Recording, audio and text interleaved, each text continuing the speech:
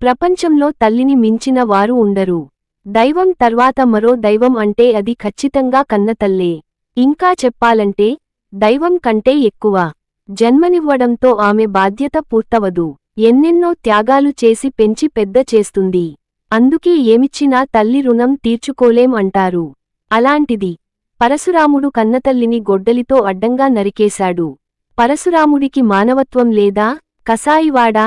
తల్లిని ఎందుకు చంపాడు? దాని వెనుక ఉన్న కథ ఏమిటో ఇప్పుడు చూద్దాం. జమదగ్ని గొప్ప తపస్వి. ఆ మహర్షి సతీమణి రేణుకాదేవి. ఓ రోజు జమదగ్ని పూజ చేసుకునేందుకు భార్యను వెళ్లి గంగాజలం తీసుకురమ్మన్నాడు.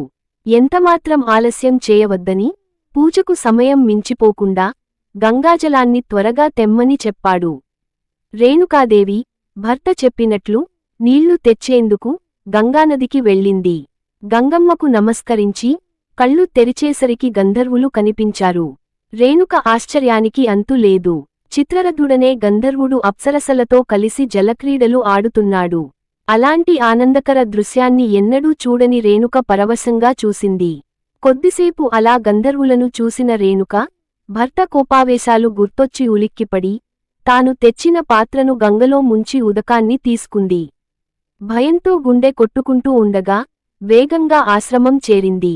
వణుకుతున్న చేతులతో గంగాజలాన్ని భర్త ఎదుట ఉన్న పూజా సామాగ్రి దగ్గర ఉంచింది.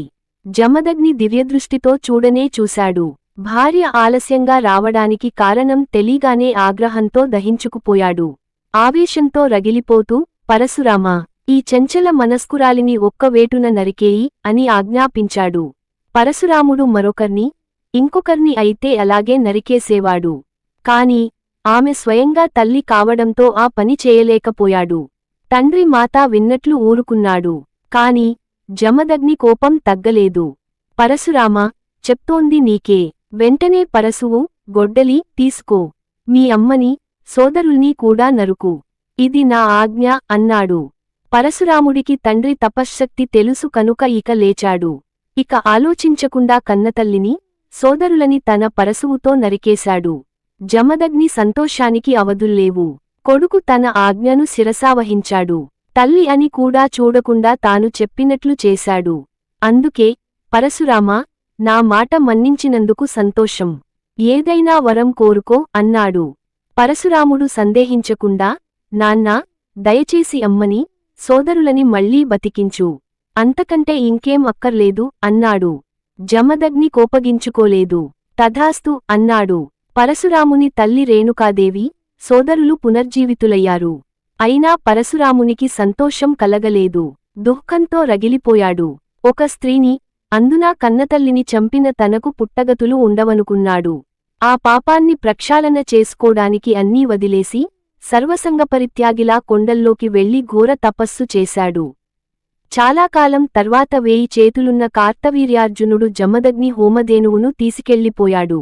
దాంతో జమదగ్ని కార్తవీర్యార్జునుని వధించాడు. దాంతో కార్తవీర్యార్జునుడి కుమారులు వచ్చి జమదగ్నిని హతమార్చారు. ఇది తెలిసిన పరశురాముడు తన తండ్రిని చంపినా కార్తవీర్యార్జునుని కొడుకుల్ని చంపాడు. ఈ వీడియో మీకు నచ్చినట్లయితే లైక్ చేసి షేర్ చేసి కామెంట్ చేయగలరు. జై శ్రీరామ్, జై జై శ్రీరామ్.